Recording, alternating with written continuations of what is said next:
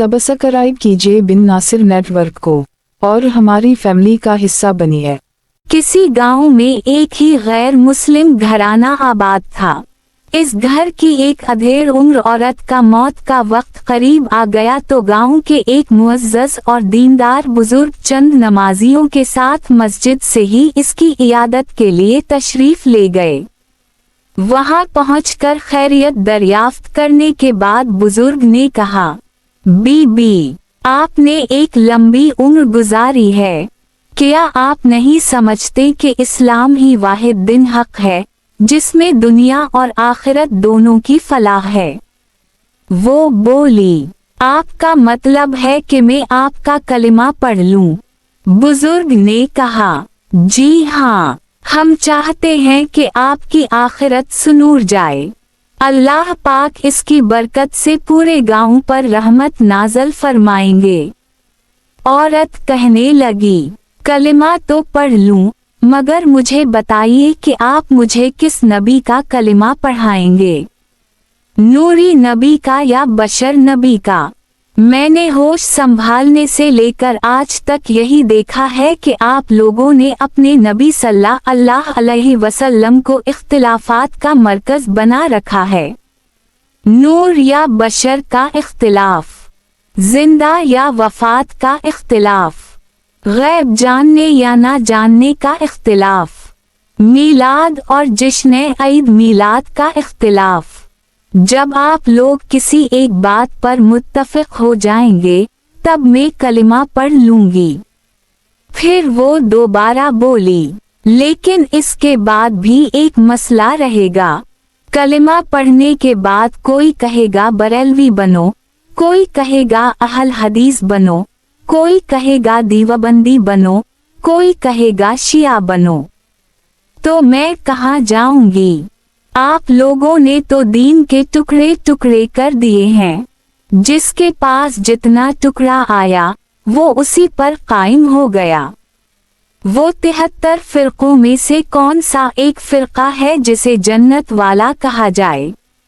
पहले इंसान को बाप दादा का फिरका मिलता है, फिर उसे अना का मसला बनाकर उसी महदूद दायरे में दीन की इबादत शुरू कर देता है।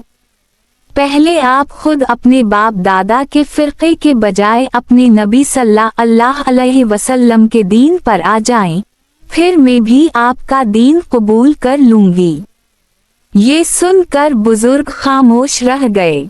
अगर कोई सामने मुखालिफ फिरके का होता तो उसे तो मुंह तोड़ जवाब दे लेते, मगर इस गैर मुस्लिम औरत को अब क्या कह सकते थे? ये कहानी महज एक तमसील है, मगर अफसोस कि इसमें बयान की गई बातें 100% से भी ज्यादा हकीकत पर मबनी हैं। बदकिस्मती से आज हम अपने दीन का दिफा कम और अपने अपने फिरके का दिफा ज्यादा कर रहे हैं। महरम आता है तो बहस शुरू हो जाती है, रबी अलावल आता है तो हम जाग जाते हैं, रजब आती है तो आवाजें बुलंद होने लगती हैं। मगर इन 3 महीनों के अलावा बाकी 9 महीनों में क्या हमने कभी मिल बैठकर इन इख्तिलाफात को ख़त्म करने की कोशिश की?